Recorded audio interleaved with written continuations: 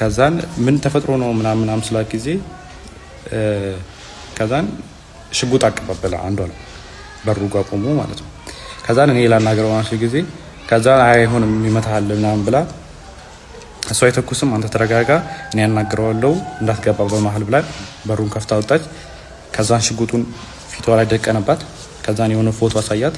ይሄ ፎቶ አንቺ ነሽ አላት። እሷን ያርለውም ማለች። ከዛን እህቱን አሳያት። መጽሐፍ ቅዱስ ይዛ በጣም ማለችለት እኔ ያርለውም እናቴ ትሙት ምናምን ብላ ማለችለት ቀነኒ። እንኳን ለገና በዓል በሰላም አደረሳችሁ እያለ ሰመር ሪል ስቴት በሕፃጽና በደብረ ብርሃን በረሃብ ለተጎዱ ወገኖቻችን አብረን እንድረስ ይሎታል። እንዲሁም በዓሉን ምክንያት በማድረግ ከ5% እስከ 47% የተለያዩ የቅናሽ አማራጮችን አዘጋጅተን እየጠበቅኑት ነው። ምን ይሄ ብቻ! ለገና በወጣው ታላቅ የበዓል ቅናሽ አንድ ቤት ሲገዙ ድርጅታችን ሰመር ሪል ስቴት በድርቅና በመፈናቀል ለተጎዱ ወገኖቻችን ከሚገዙት ቤት ላይ የ1% ድጋፍ እርዳታ እንደሚያደርግ ሲገልጽ በታላቅ ደስታ ነው። በዚህ ቅናሽ በካሬ 94000 ብር ሲሸጥ የነበረውን ወደ 78000 ብር በመቀነስ ማለትም ባለ 2 መኝታ ከ900000 ብር ጀምሮ፣ ባለ 3 መኝታ ከ1.2 ሚሊዮን ብር ጀምሮ እንዲሁም ባለ 4 መኝታ ከ1.8 ሚሊዮን ብር ጀምሮ ከ50% የባንክ ብድር ጋር አቀርበንሎታል። ታዲያ እርሶም ይህን የበዓል ቅናሽ በመጠቀም ለወገኖት ደራሽ ሆኖ ለበለጠ መረጃ ከታች ባለው ስልክ ይደውሉ።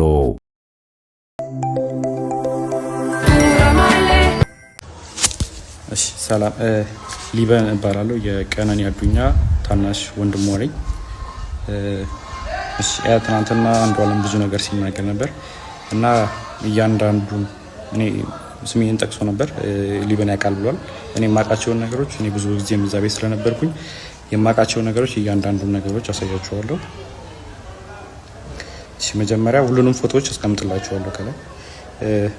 መጀመሪያ ማርች 8 2023 አንድ ላይ መኖር ጀምረዋል። እዚህ ጋር ሌላኛውም አርቲስት አለ አንድ ላይ ቤት እሱ ቤት ሆኖ ምናምን ሰንሻይን ያለው ማለት ነው።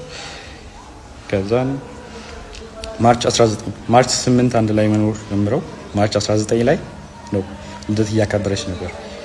የልደቷ ቀን ነው የመጀመሪያው የደበደባት ማለት ድብደባ አንዷለም ጎሳ ያደረገባት ቀን ላይ ማለት ነው። ይሄ ደግሞ የቪዲዮ ለቅቄው ነበር የምታስታውሱ ከሆነ እዚህ አይኗ ጋር እንትን ያለው በጣም እንትን ብሎ ነበር በልዞ ነበር። ፎቶን ስለማስቀምጠው ታዩታላችሁ። እዛ ላይ የነበረው ነው የመጀመሪያው እሱ አለ። ኢቨን ከሳምንታት በኋላ ራሱ ሪከቨር አግታ ምናምን የሚያሳዩ እንትኖች አሉ። ሁሉም ከጋላሪያው ላይ ያገኙት ስቲል አለ። ከዛ በኋላ ደግሞ የእንትኑ አለ የኦክቶበር 14 2023 የእጇን ሰብራ የታሽጋለች። ይሄም ከስልኳ ላይ ነው ያለው። ከዛን ፌብሩዋሪ 29 2024 ይሄ ፎቶ እዚህ ላይ የምታዩት ከሆነ ጊታር ይዟል ይሄ። ስለዚህ ከዚህ በኋላ ይሄን ጊታር የሰበረበት ቀንና ሽጉጥ የተኮሰበት ቀን ነበር። አንድ ቀን ነው ይሄ የተከተረው። የዛን ቀን እኔ ነበርኩኝ ቤት ውስጥ ማለት ነው። ከዛም ጠዋት አንዷለም ያው ለሊት አምሽቶ ነው የሚመጣው። በቃ ጠዋት ሊነጋ አካባቢ ሲል ነው የሚመጣው ወደ 11 ሰዓት አካባቢ ምናምን እና ሁሌ የዛን ሰዓት ጭቅጭቅ አለ በአንዷለምና በቀነኒ በኩል ሁሌ በዛ ሰዓት ጭቅጭቅ አለ።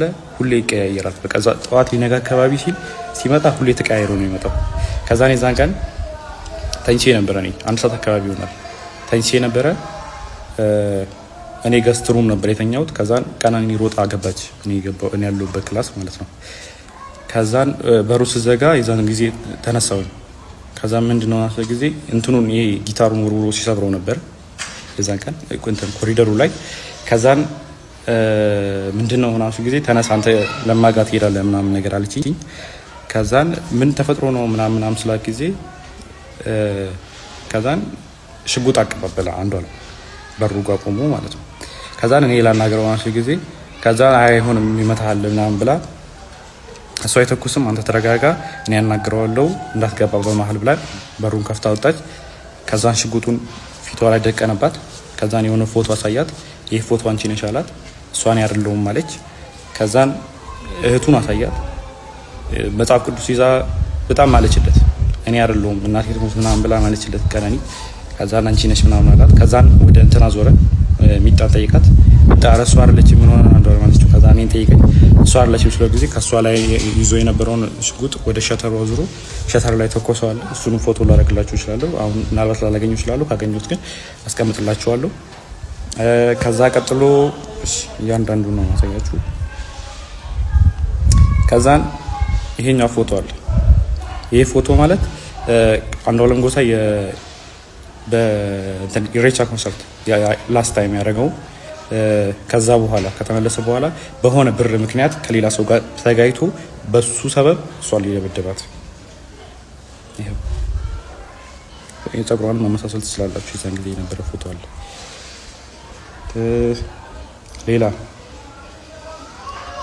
ሌላ ጃንዋሪ 27 2025 ይሄ ፎቶ አለ።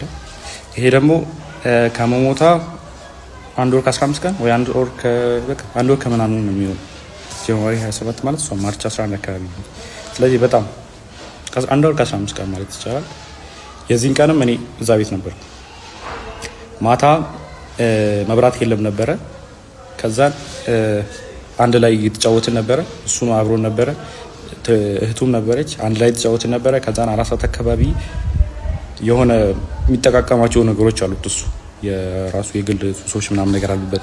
ከዛን እሱ ሊጠቀም ስለፈለገ የሚጣራተኝ ወይ ምናምን ሲላ ጊዜ ከዛን ያው እኔ ፊት ማድረግ ስለደበረው ምናምን ብዬ እኔም ገብቼ ተኛው። ቢታምተኛት ከዛን ወደ 10 ሰዓት 11 ሰዓት አካባቢ መሰለኝ በጣም ጭቅጭቅ ሰማው እና እኔ ሚጣ ክላስ ነበርኩ እንደ ከዛን ከሚጣ ክላስ ወደዚህ የሚጠቀው ገስትሩሙ አለ።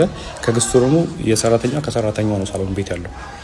ከዛን ጭቅጭቅ በጣም ይጨቃጨቃሉ ምናምን ነገር ስለምን እንደሆነ በደንብ አላውቅም፣ አልሰማሁትም። ግን ጭቅጭቅ የሆነ የጭቅጭቅ ድምጽ ሊሰማኝ ነበር። ከዛን ተነሳው በጭቅጭቁ። ከዛን በመሀል አልገባም ብዬ ለረጅም ሰዓት ቁጭ አልኩ። ከዛን የሆነ ሰዓት የሚወድቅ ነገር ሰማሁ። ከዛን የዛን ጊዜ ከፍቼ ስወጣ ቀጥታ በኮሪዶሩ ላይ የነበረው አንዷለም ነበረ።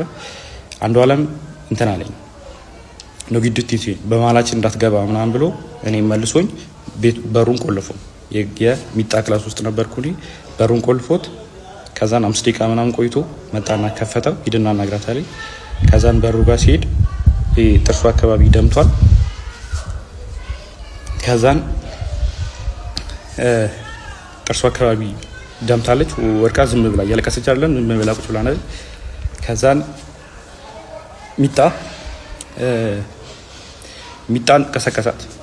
እዛ ሚጣና እኔ ወስደን እሷን ሚጣ ገስትሩም ለኔ ለቃልኝ ነበር የሷን ክላስ። ከዛ እሷ ገስትሩም ነበር የነበረችው።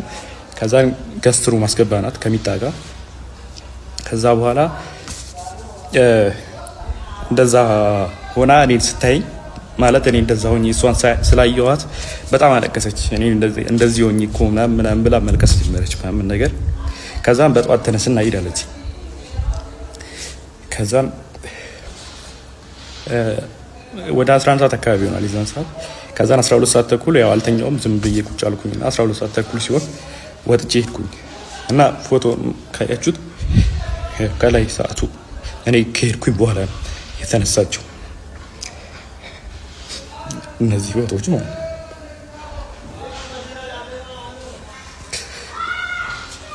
ሌላ ደግሞ ስለ እንትኑ ጉዳይ እሷ ከመሞቷ ከሳምንት በፊት የእንትን ምርመራ አግታ ነበር። የመካንነት ምርመራ ማለት ነው። ይሄ ያደረገችው ይኸው ፍራይዴ ማርች 7 አርብ ቀን ማለት ነው። እሷ የሞተችው ማክሰኞ ቀን መስለኝ እና ይኸው ቀኑ አለ።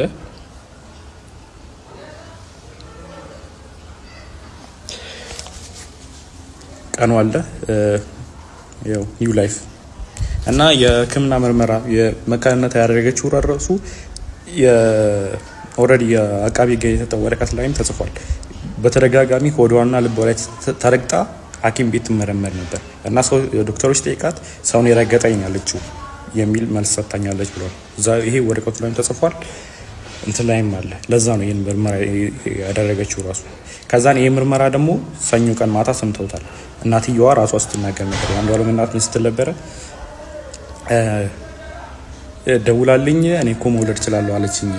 ከዛን እኔ እንደውም ለካስ ልጄ ነው ወይ አልኳት ብላ ራሷ የአንዱዓለም እናት ስትናገር ነበረ። ከዛ ሲቀጥል ደግሞ ስለ እንኳን ለገና በዓል በሰላም አደረሳችሁ እያለ ሰመር ሪል ስቴት በሕፃጽና በደብረ ብርሃን በረሃብ ለተጎዱ ወገኖቻችን አብረን እንድረስ ይሎታል። እንዲሁም በዓሉን ምክንያት በማድረግ ከ5% እስከ 47% የተለያዩ የቅናሽ አማራጮችን አዘጋጅተን እየጠበቅኑት ነው። ምን ይሄ ብቻ! ለገና በወጣው ታላቅ የበዓል ቅናሽ አንድ ቤት ሲገዙ ድርጅታችን ሰመር ሪል ስቴት በድርቅና በመፈናቀል ለተጎዱ ወገኖቻችን ከሚገዙት ቤት ላይ የ1% ድጋፍ እርዳታ እንደሚያደርግ ሲገልጽ በታላቅ ደስታ ነው። በዚህ ቅናሽ በካሬ 94 ሺህ ብር ሲሸጥ የነበረውን ወደ 78 ሺህ ብር በመቀነስ ማለትም ባለ 2 መኝታ ከ900 ሺህ ብር ጀምሮ፣ ባለ 3 መኝታ ከ1.2 ሚሊዮን ብር ጀምሮ እንዲሁም ባለ 4 መኝታ ከ1.8 ሚሊዮን ብር ጀምሮ ከ50% የባንክ ብድር ጋር አቀርበንሎታል። ታዲያ እርሶም ይህን የበዓል ቅናሽ በመጠቀም ለወገኖት ደራሽ ሆኖ ለበለጠ መረጃ ከታች ባለው ስልክ ይደውሎ።